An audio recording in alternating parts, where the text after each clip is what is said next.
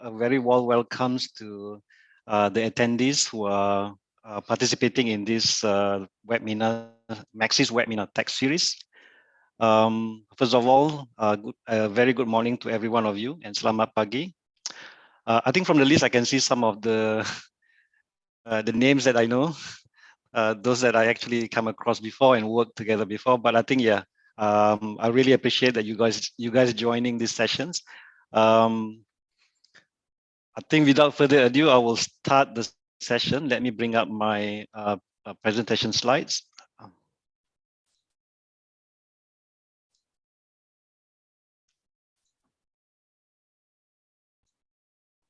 Okay, I think for today's session, as Shamira mentioned, I think we are looking at the topic of defending our information asset, especially on the telco environment, against the cyber attack and cyber threats.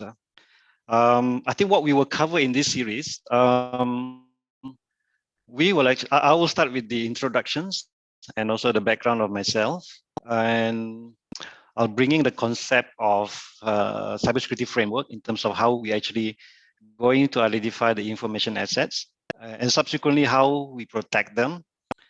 I'll run through with you some of the cyber threats in the telco environment, giving you a bit of example in terms of the kind of threats that we are actually dealing on a daily basis.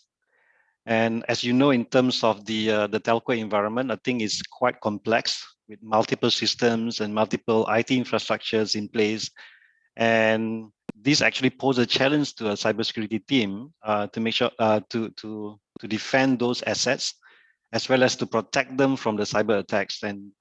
And I probably will share with you some of the areas that we're actually working on and how we deal with these kind of complexities and the cyber threats out there. And also we will share with you with the in terms of how we respond to the cyber attacks and how do we stay resilient in terms of making sure that we are ready in the event of cyber attacks. We know what to do.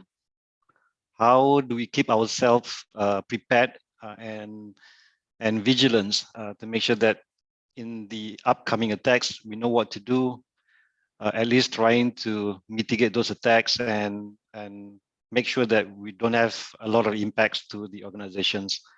I think lastly, I will do a bit of sharing in terms of what the cybersecurity teams in Maxis is doing, what are the key areas that we're actually focusing on, and what will be our kind of aspirations in terms of maturing the cybersecurity journey within the organizations. And I think lastly, I will open up for any questions, and I hope I can actually answer some of the questions and hopefully you will get a bit of better insight in terms of this topic. Just to share with you a bit of my background, I think some of you know me. Actually not graduated in terms of IT. My background is actually on accounting, but I do have a deep interest in IT securities. While I have that degree in accounting, I work in a big 4 firm, but unfortunately, I'm not doing any accounting stuff. Over the last 25 years of working experience, I've been working in many organizations. Majority of them are financial institutions, the bank and finance. I spent a couple of years in a big 4 accounting firm. And then I move on to the oil and gas industry and doing multiple roles there.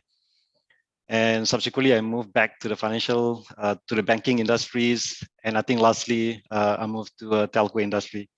I think over the 25 years of experience, I've done multiple roles. I think I started with doing IT audits for the internal organizations. And then I move on to the big 4 where I'm actually doing a lot more IT audit kind of stuff for quite a number of clients. And I venture into security consulting work. And then I move on to the oil and gas where I focus a lot more on the risk management, the compliance stuff. I think there's a stint of me doing disaster recovery plans and also doing a BCP for IT organizations.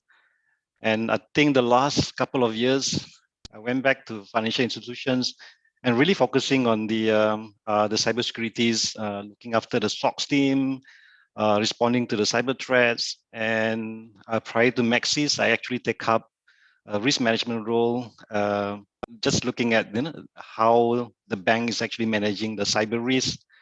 I think from the bank negara definition is a CISO, but I think most of the time I'm actually working with a lot of key stakeholders to make sure that the bank is actually managing the cybersecurity risk. And now I joined Maxis, I think a couple of 1.5 years, focusing on the security operations center and also the vulnerability management. Outside of works, I think you can see some of the pictures there. I like to play golf, spend time with my friends. This is where I actually, distress myself from the hectic works and chat with the friends while enjoying the game of golf. Or when I have free time as well, I take up my motorbikes and ride somewhere. This is where I try to actually get away from the works and focus on something else. It's a kind of a distress for me. As I mentioned just now, I want to bring up the concept of the cybersecurity framework. I'm quite familiar with the NIST, which is the National Institute of Standard and Technology. They come up with a framework in terms of how you manage the cybersecurities. I think in my previous organizations, this kind of framework is actually being widely used, and in fact, the cybersecurity framework is actually based on NIST. So, in terms of information assets, I will use this framework because I think they have 5 areas in terms of how you manage the cybersecurity in organizations. I think the first thing is actually identify in terms of what are the things, what are assets that you want to protect, and subsequently, putting a protection on those assets.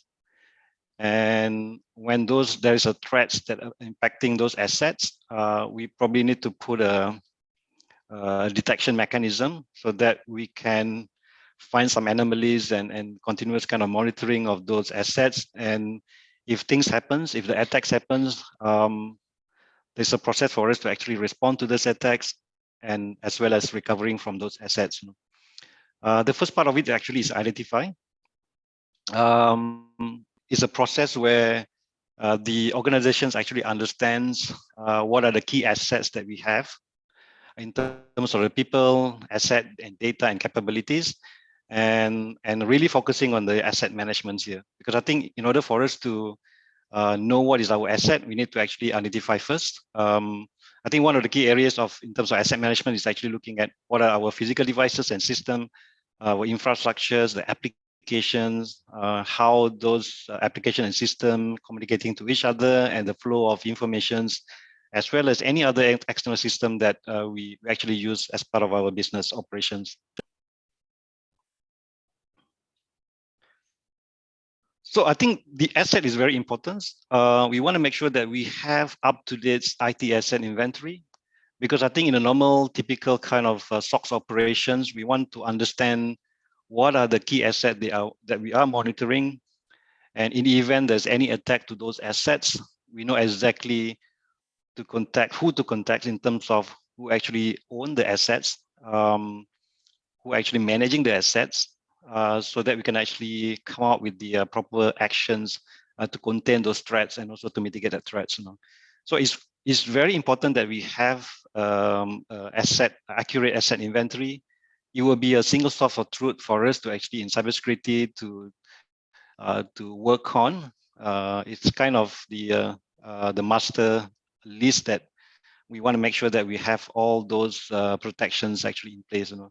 So what we need for this kind of asset inventory is that we need some capability for those assets to be discovered, either manually or automatic discovery, and subsequently updating our database.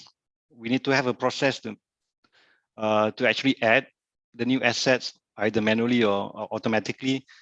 And I think for the system owner to actually modify and update if there's any changes to those IT assets, as well as if we decommission those IT assets, we have the process to actually remove this record from the master list.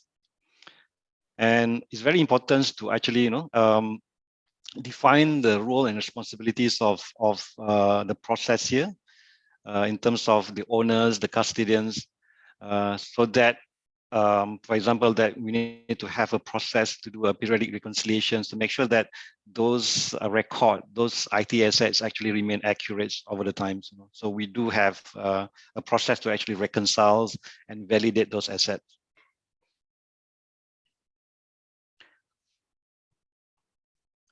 These are the typical IT asset in the telco environment. Majority of the telcos in Malaysia, I think they do have a bit of hybrid model. There is a trend to actually move some of the IT infrastructures to the clouds. I think in no difference in Maxis as well. We do have a lot of we actually use a combination of the on-premise kind of data centers as well as the cloud infrastructures. And I think some of our business applications actually running from the cloud, which is a SaaS base, And we do have quite a lot of applications developed, the mobile apps, the websites, as well as the social media accounts. So looking at it, I think it is quite a big footprints that we need to cover. And I think with the moving to the clouds, I think it adds more complexity in terms of for you to actually identify the assets, because I think in the cloud is quite dynamic. How do you ensure that your asset inventory is actually up to date to make sure that anything that happening in the cloud is actually reflected back into your asset list?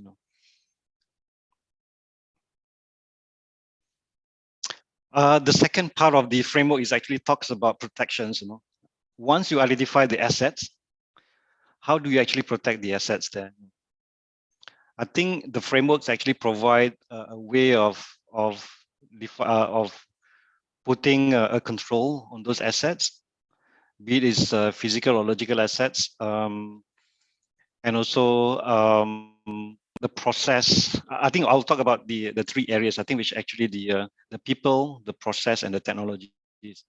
So basically, that we need to have a process in place where we define the policies of securing the assets.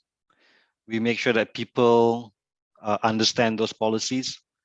We run through the security awareness in terms of the policies there. And the last part is actually we rely on the technologies, security solutions to actually put that controls in place into those assets. As I mentioned about the people, process, and technologies, I think this is where the concepts in terms of protecting those assets. From the people perspective, we want to make sure that people are aware in terms of their role and responsibilities in securing the assets. Process-wise, we have the security policies, the procedures, the SOP, and the guidelines to make sure that people understand the process to actually secure those assets.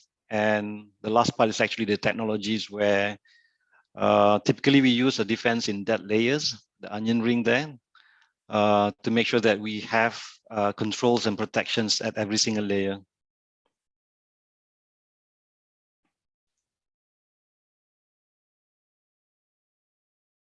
And I think in terms of technologies, we are totally relying on the security controls, security tools to actually, implement those controls to protect the assets. There are so many tools out there. This is where I think within cybersecurity and also the IT teams, we work really together to make sure that we have the right architectures, the right tools to actually, putting all those protections and controls. As you can see, I think these are all the security tools out there that is available to actually protect those assets. And I think with the complexity of the cloud infrastructures, the traditional way of putting security tools in the on-prem premises maybe is still applicable, but I think in a way we need to look at a different way in terms of how we want to protect the assets in the clouds. I think one of the approach, the strategy that we use is to actually rely on the native clouds security services, because I think the cloud providers, they know best in terms of their infrastructures, and every now and then they actually come up with the new technologies, new way of doing things, and I think it's also a good idea, a good practice to actually rely on those kind of native services, and we tap in those controls and those kind of process. We actually integrated into the cybersecurity processes there.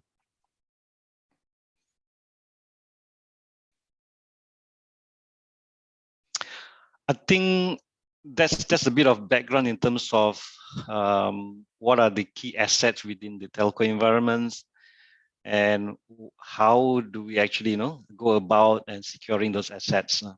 I think before I move on to the next topic, which is what are the key cyber threats that we are actually facing on a day-to-day basis, I will start with the poll questions just to gauge kind of understanding and also your feedbacks in terms of what are the key threats that really impacting the telco. I think some of you who has been in the telco industry, you guys know about it, but I think for the rest of you guys who haven't got any exposure in the telco industries, potentially you can relate in terms of those key threats, cyber threat, because I think it's quite similar, not really specific to the telco industry. Okay, I probably give you about 30 seconds to run through and to select these kind of threats. And I think after 30 seconds, I think we will close the poll and we can discuss in terms of your selections there.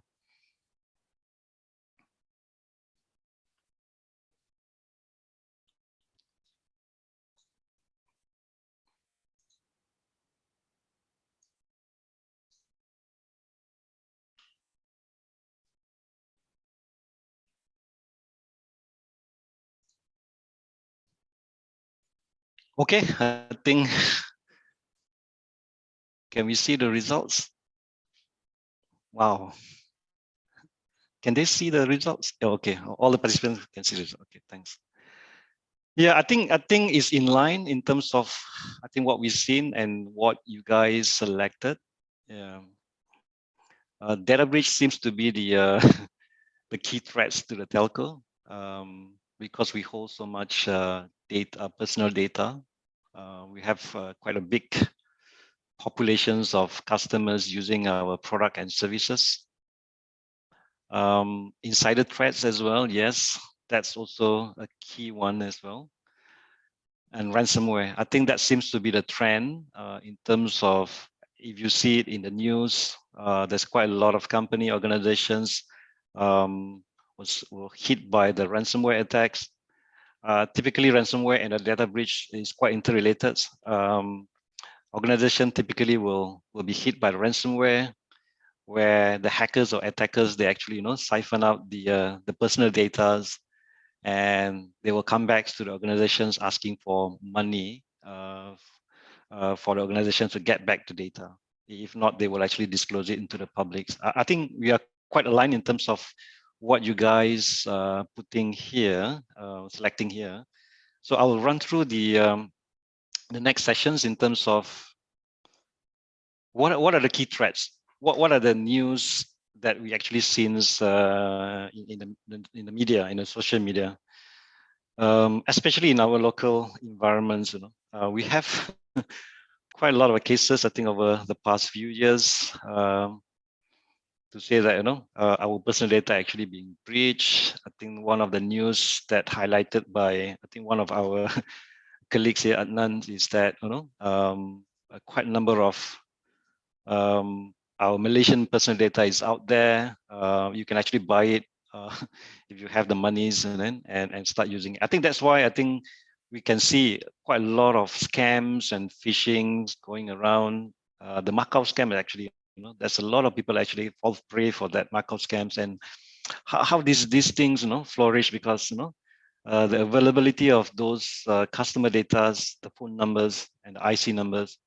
The attacker is actually using that to actually call up a person. This is where the Macau scam, where they're actually imposing as the LHDN, telling you that you have something, and then they will try to scare you that you owe some money, and then at the end they will trick some of these people to actually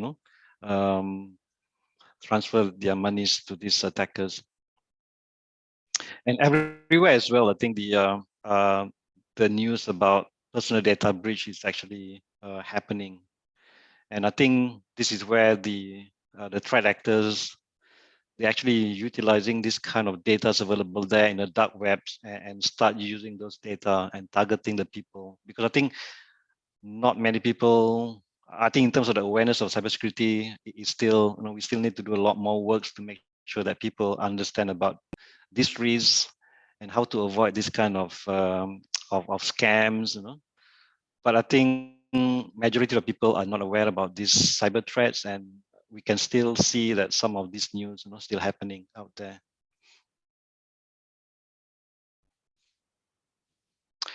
And I think increasingly, I think you can also read in the news that telco is being targeted. As I mentioned before, telco holds a big chunk of customer data because I think the mobile phone is one of the key necessities for everyday life. Everybody has a handphones.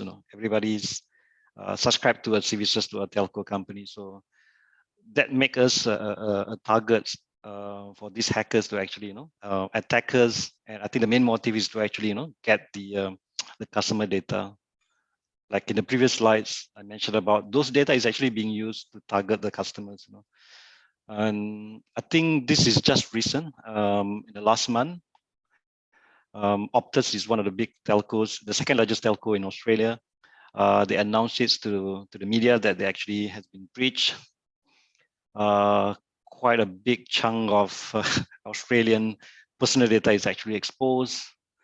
I think the hackers is asking for some compensations for those data, and I think this is where I think every telcos in the world are really worried about getting hacks, and the customer is actually data is being breached.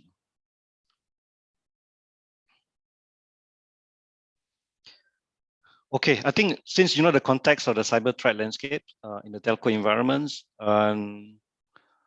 we need to really understand and do assessment in terms of what are the key threats that is going to impact us.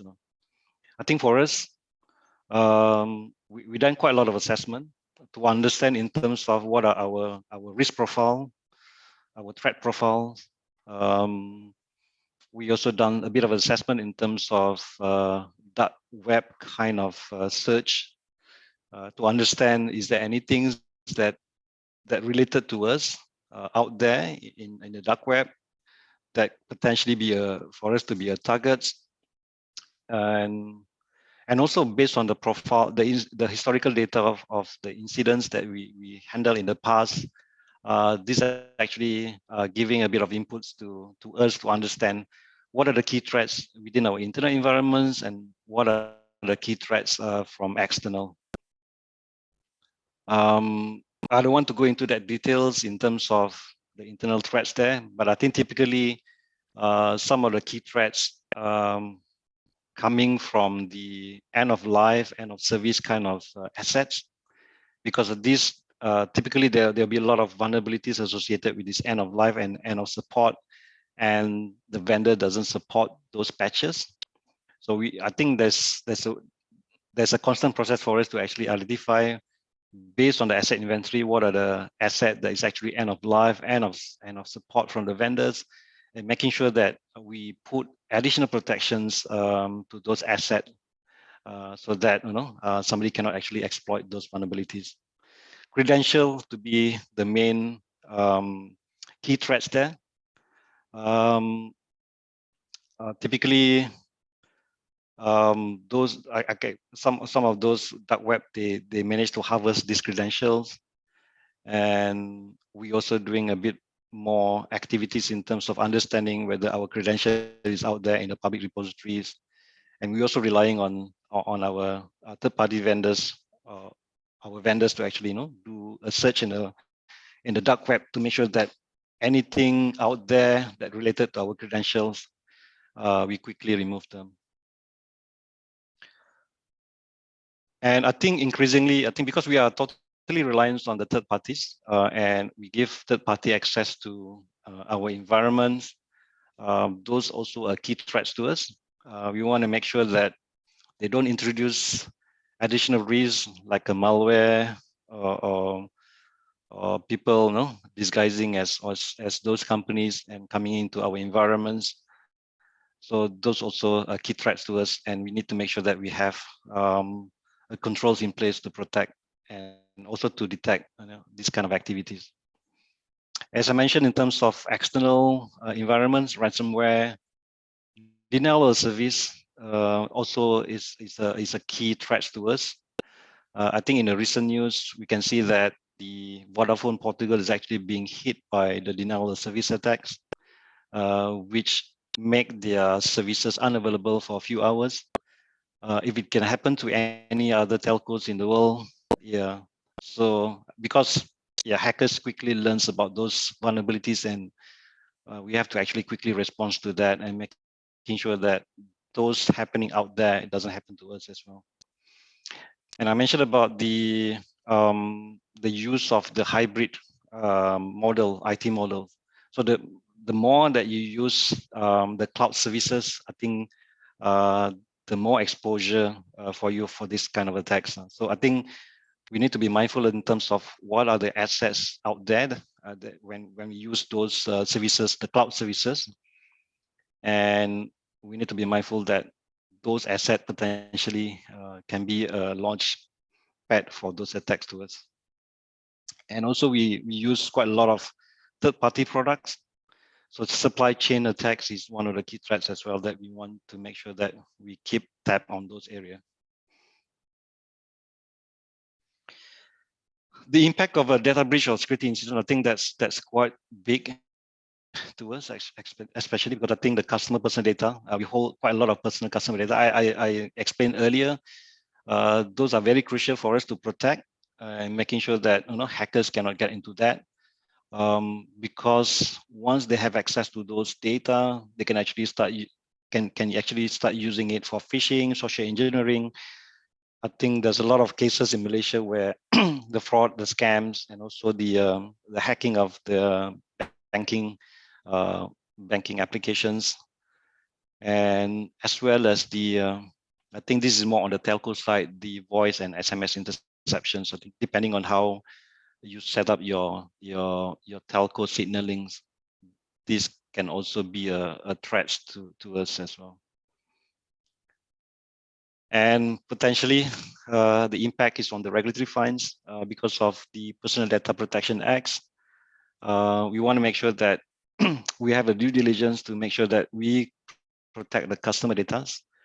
And because for any breach of the customer data, we are looking quite hefty fine from our regulators. And I think more importantly, I think the impact of this data breach or security incident is on reputations, because we want to make sure that people trust us, people confidence that we actually, protecting the system, protecting the customer data. Because I think once you lose those trust, I think people will not trust our product and services. So this is a key important why we need to make sure that we defend our assets and we actually, respond to this threat to make sure that people are still confident that we actually doing a lot of work or due diligence to make sure that we are defending those assets and also responding to those assets properly.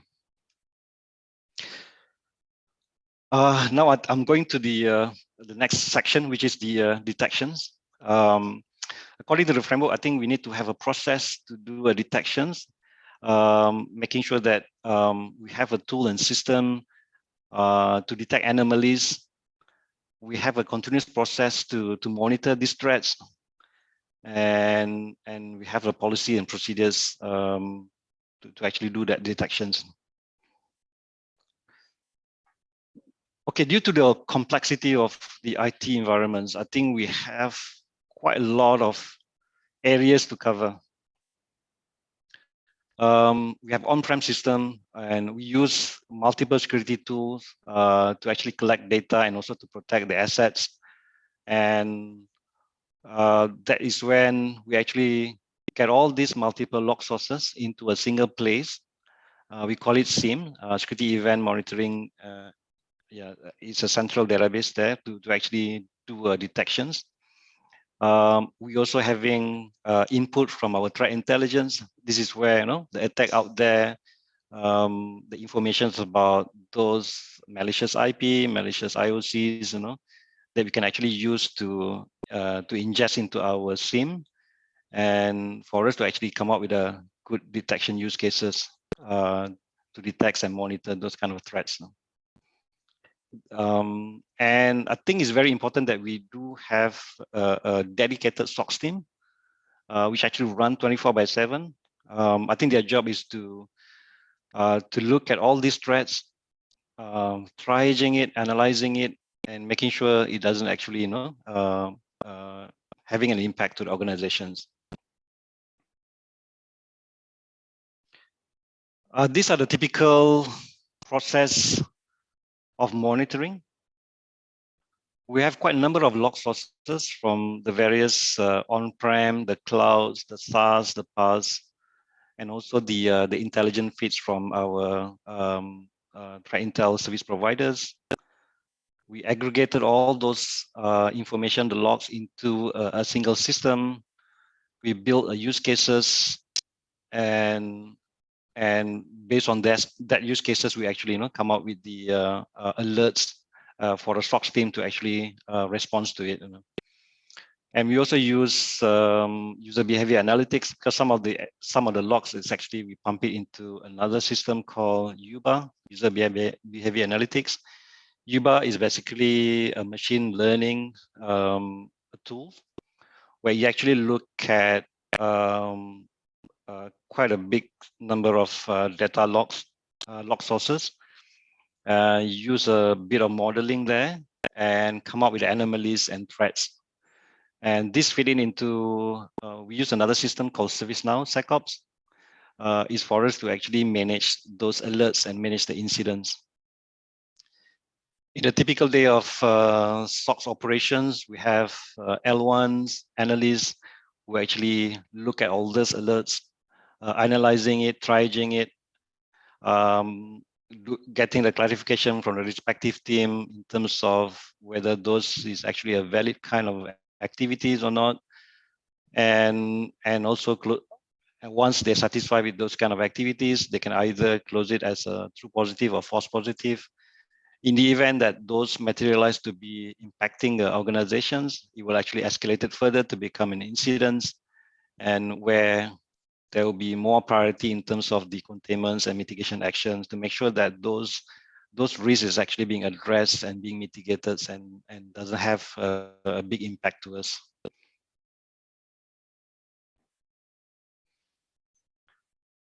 Because we have a big coverage there and quite a number of log sources, how do we make sure that we have sufficient coverage? Do we have a sufficient use cases to detect all key activities out there? I think what we do here in Maxis is that we use the meter attack framework to actually understand whether our detection use cases is actually sufficient or not. I think some of you guys are quite familiar with the meter attacks. It's basically a knowledge base and model for cyber, all these cyber actors and the various life cycles, attack life cycles, and the various tool tips and techniques that those adversaries are using. And I think we are actually using those kind of tactics and techniques and develop a use cases based on that one. I think what we do, we have a set of use cases that we actually develop and in our SIM, which is Splunk.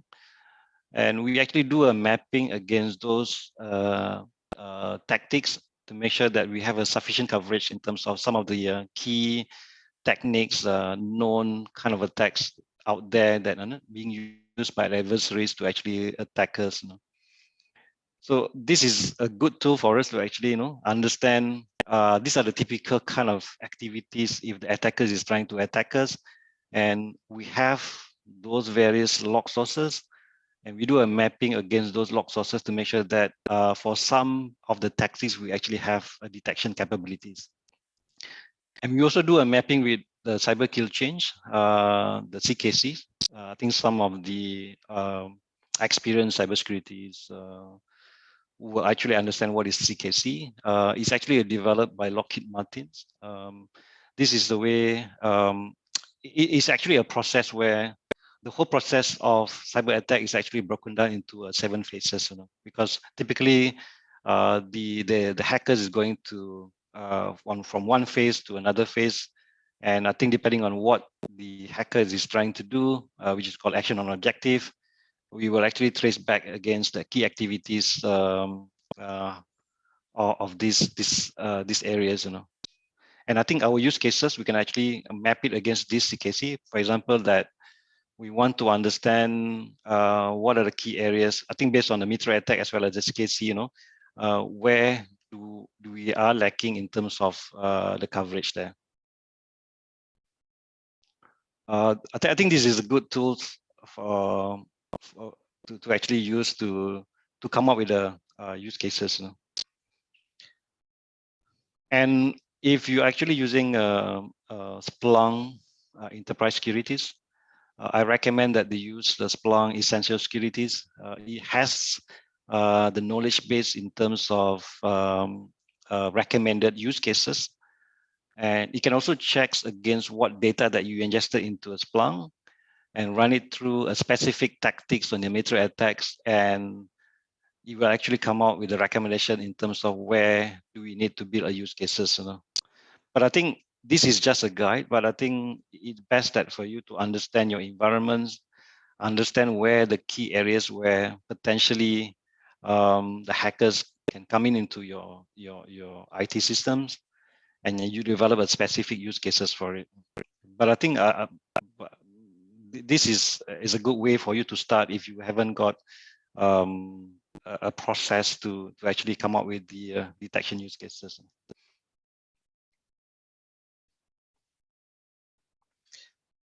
Yeah, having a lot use cases doesn't mean that you have sufficient coverage in terms of monitoring. You should have a process to make sure that these use cases that triggering a lot of alerts continually being analyzed for effectiveness. Yeah, I think in Maxis we actually use Confluence and Jira to manage the whole process of use case lifecycle management. It's actually quite useful for us, and it's quite effective for us to actually come out with the recommendations or proposal in terms of some of the use cases that we want to develop. We can make a reference against those Mitra attacks, and we kickstart the process of getting the logs and testing it in using those logs availables, and then subsequently operationalizing it, and also doing the mapping against the Mitra attacks and cybersecurity. And I think the SOC teams, I think one of the good practice is to have a regular sessions with the SOC analysts. I'm having a weekly SOC meeting where we actually go through every single of the alerts, look at the top talkers, because I think these are some indications that there's a threat out there that's happening in our environments. We want to make sure that those threat is actually being addressed. We do a deep dive on that top talkers. We understand whether it's actually a true positive or false positive. If it is a false positive, it goes back to the engineering team, the Splunk team, to make sure that we actually fine tune it so that the next time of these detection use cases triggering alert is actually a genuine kind of alert. So this is the way that we actually manage in terms of the new use cases, compare it against the Mitra attack framework and CKC to make sure that we have enough coverage. And once it's operationalized into your SIEM, you have a cadence of doing a deep dive analysis and then fine tuning it to make sure that it's actually is a good use cases, and yeah, those are the key processes that we actually doing it on a regular basis. The other things that we want to manage, some of the key threats that are happening to our environment, is to actually look at the threat intelligence processing. We have a dedicated threat intelligence teams to actually look at all those feeds and also advisories from from various sources. We analyzing it, and I think typically it's always come out into a two main area. Either it's actually IOC, IOA, indicator of compromise, or indicator of attacks. And also, I think one of the key areas is actually vulnerabilities, because typically the threat intel vendors out there, or some of those vendors, is actually releasing a news or to say that, looks, we have critical zero-day attacks. While there's no patch available, I think these are the key areas that we need to understand how this critical zero days is impacting the your organization. So we come up with a process where the threat intel team is actually looking at these areas and analyze it, whether those 0 days actually impacting your environments, and also working together with the vulnerability management team to actually perform scans in our environment. Typically, I think we need to work with the vulnerability vendors to make sure that we have the right kind of plugins to do that scanning. I think once you understand the impact to your organizations, you actually creating like a mini task for you to actually remediate those vulnerabilities, or coming up with the mitigation actions to make sure that if somebody release an exploit there, you know that you know about these things, you are ready to actually respond to this kind of alerts. Give example of Log4j. I think it was happening, I think in 2021. Yeah, so I think it's out there. So what we did is actually the threat intel teams providing the analysis to us, the VM team perform the scans, and the VM team is actually working with the various parties to actually remediate those assets that are impacted by Log4j. So I think this is a good way for us to actually stay ahead in terms of the hackers. Typically, hackers love to use this kind of zero-day kind of vulnerabilities to actually attack you. But if you actually have this kind of process in place, you make sure that you actually one step ahead to make sure that you understand your environments, you understand that this is going to impact you. If there's no patch available, that's fine. I think you still work with the vendors, and you also need to work out how to actually do prevent it or mitigate it. I think, for example, like Log4j, you can actually work with your network team to implement a firewall rule to make sure that some known kind of patterns, you can actually block it from coming to your environments. The other key activities that we actually doing is to actually understand your environments, and to foresee whether there's any potential impacts in your organizations. This is on top of the detection use cases that you have. Threat hunting is actually quite key. I think what we do, we use the same Confluence and Jira to actually document the activities that we are doing. We work out what are the key hypotheses that we want to test, and we want to hunt it in our environments. And basically, this is where we also work with the vendors to understand some of the new tactics, some of the new threats there, and you just have the process to do the huntings using multiple telemetries. Either you do it in your SIEM, either you do it in your EDR tools. I think that's, yeah, you can actually look how the best way to actually do that. But once you actually run it and have a regular cadence to actually discuss your findings and understand, is that something that's happening in your environments? And if yes, if you found some hits, then you actually respond and remediate it right away. But I think it's a good way to actually test it out. This is probably a new threat. It's not, and if you want to actually make it a regular kind of detections, you actually translate it into a use cases, so that it will actually be responded by the SOC analyst there. We have a plan to actually use a data lake for these threat huntings, because we want to leverage on the machine learnings, building a data modeling to make sure that you can actually automate those hypotheses into data models and machine learning, and do it automatically. Yeah.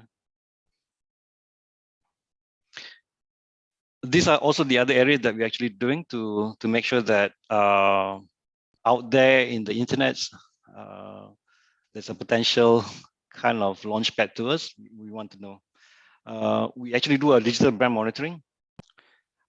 This basically, I think typically we use the third-party vendors to actually do this. I think we just started using this to actually monitor our brands. We want to make sure that these services can actually scan all the fake apps out there. And once we know about it, we actually work with them to take down, because potentially this is where the customer can actually get hits and by those unauthorized apps. And we also need to understand what is your digital footprints. There's services out there by the vendors that can actually provide those kind of digital attack footprints based on your domains, based on the IP range. They can actually scan those IP addresses from the external parties and understand, is there any exposure of those external facing applications or system. And I think you work with them to actually remediate those kind of findings that they come out. This is also a good way that for us to understand, in terms of what are the threats out there that might impact you.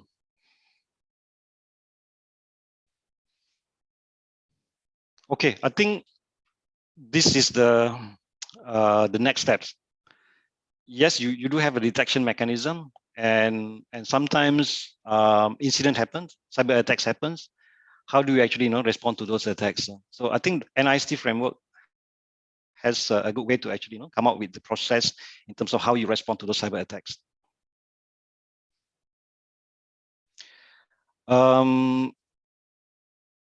We actually use ServiceNow, and ServiceNow has already defined in terms of the key activities in terms of responding to an alert and incident.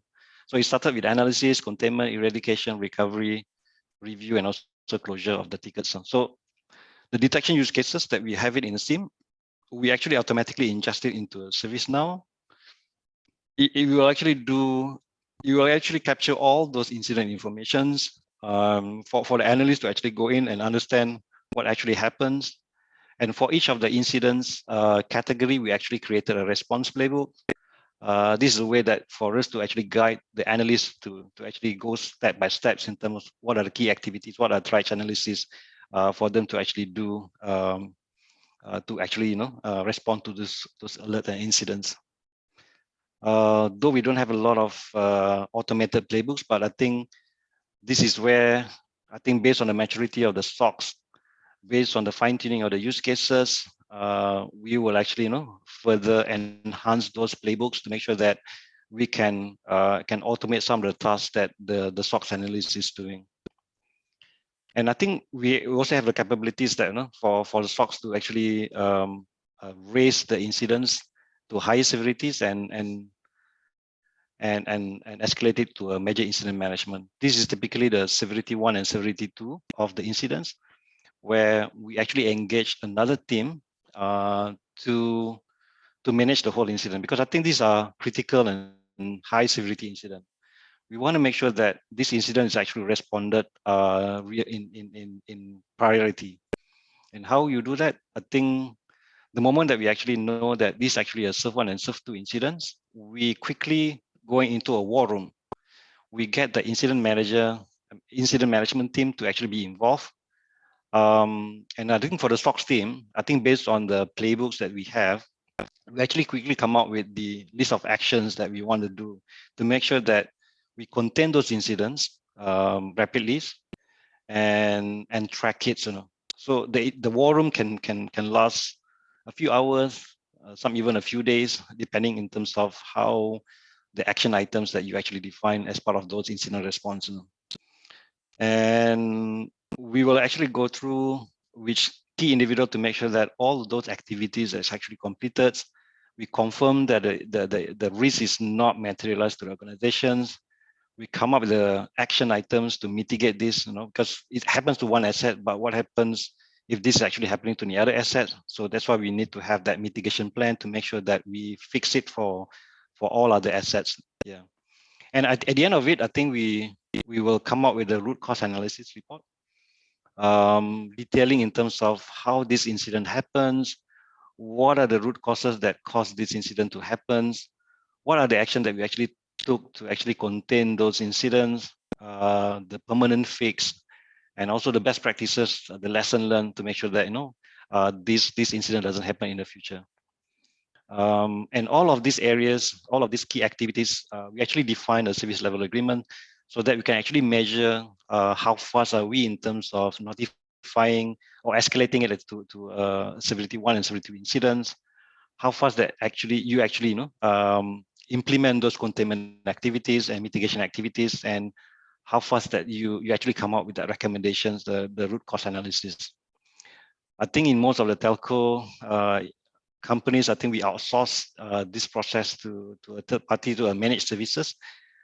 That's why the service level agreement is quite key for us to actually manage and making sure that the incident is actually being responded according to what the criteria that we want, so that we can actually minimize the impact and minimize the risk to the company.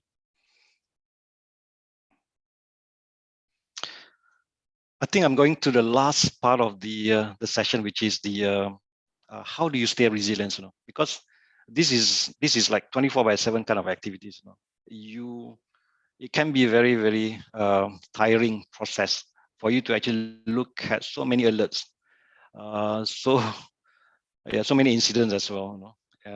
Depending on if you got hit or got attacks, I think you will have so many. You will be overwhelmed with a lot of works.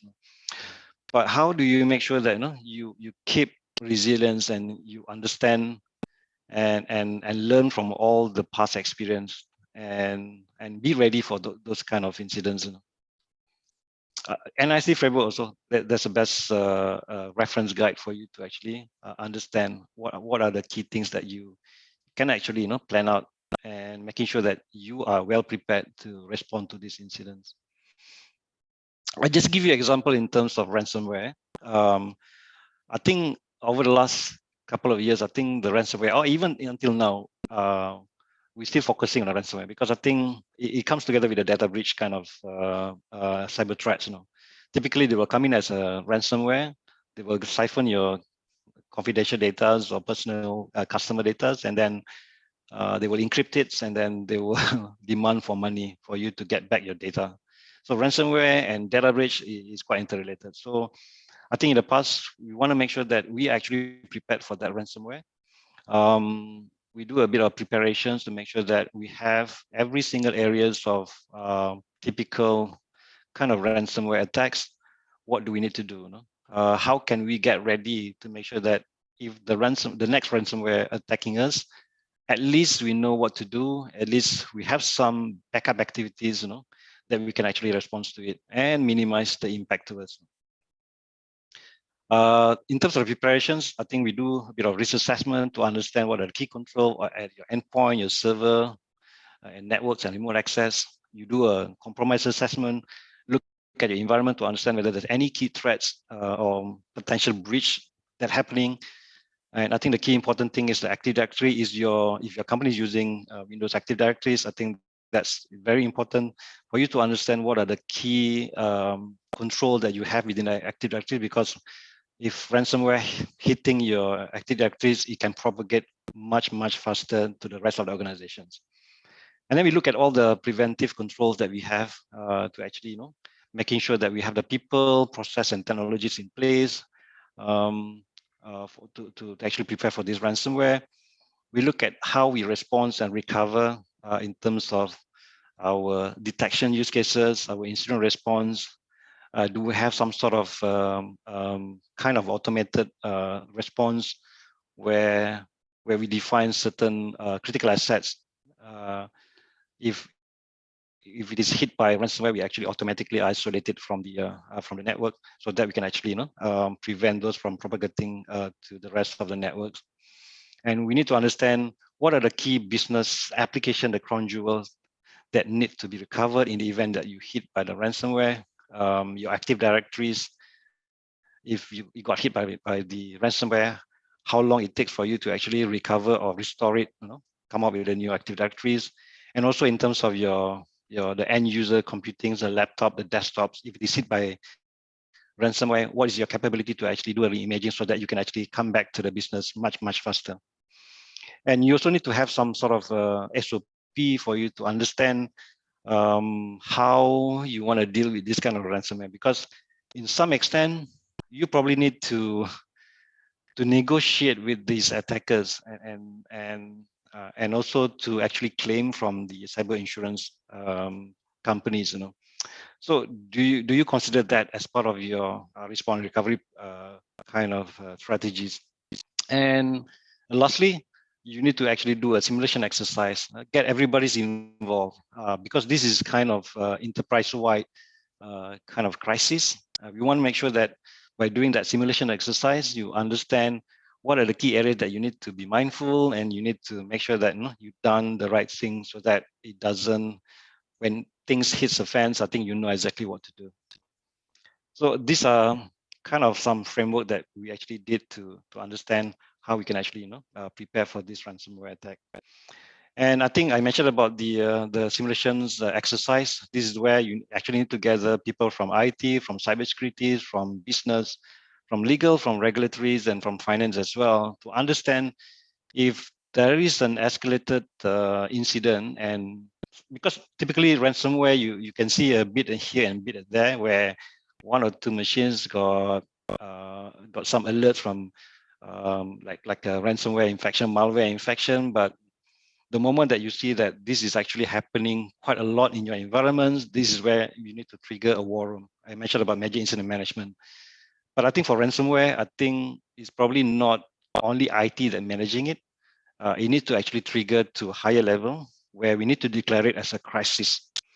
This is where you need to work with the BCM, the Business Continuity Management Team, to understand what are the key steps for you to actually escalate it to become a crisis. And then the crisis team can actually coordinate with the business to make sure to understand what's the impacted asset, what's the impacted business, what are the impacted services that are going to be impacted by this ransomware, and what's their recovery strategy for that. And you also need to build some sort of simulation where typically, I think this is one of the options that typically you need to pay for those ransomware. I'm not saying that is the way to go, but in case that you need to pay, or you go the option of paying it ransomware, you probably need to get your insurance companies to be involved as early as possible. Sometimes you don't want to pay the ransomware, but you might want to recover some part of the cost in terms of like forensic investigation, those analysis, compromise assessment analysis as part of your cyber insurance claim. This is where you need to actually bring up the process of how you're managing this from the cyber insurance policy perspective. I think we did a tabletop exercise to understand in the event that we need to actually claim for insurance, how do we go about doing it? And we will actually bring in the Breach Council, and based on that Breach Council kind of activities, how do you go from there?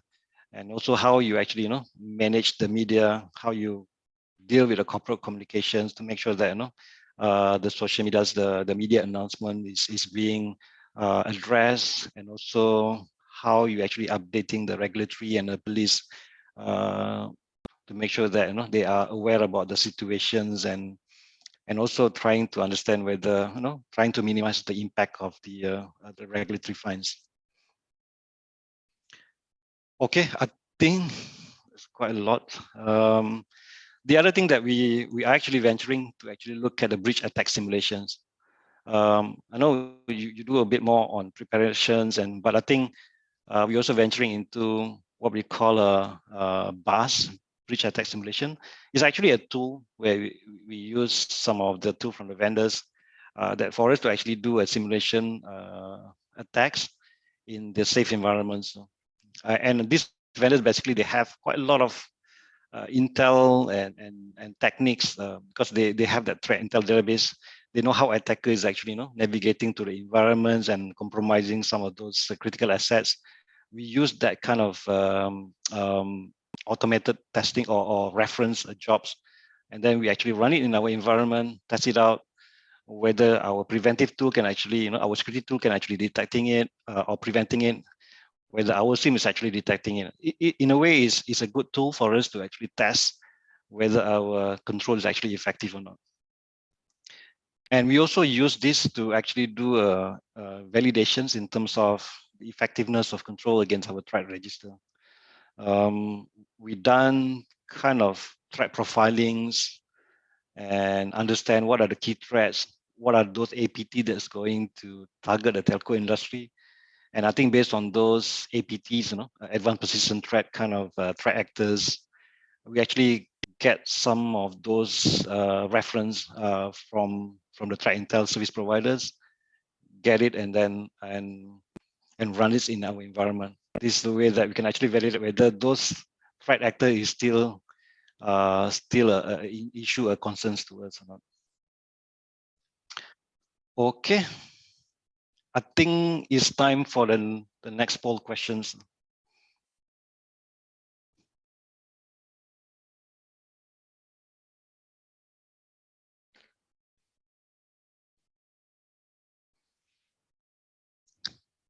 Yeah, I think you heard in the news that we are supposed to move to 5Gs, but because of some issue with the service provider, I think we're still not there yet.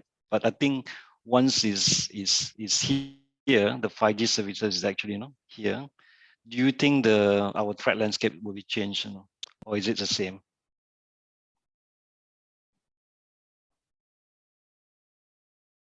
Probably give you about 30 seconds to select those, to vote your polls there.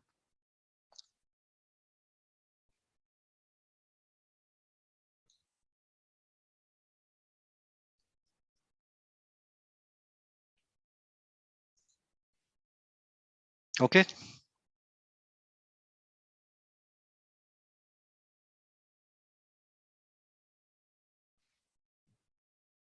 Yeah, I think a lot of people voting is a major change. Yeah, I think it's probably true.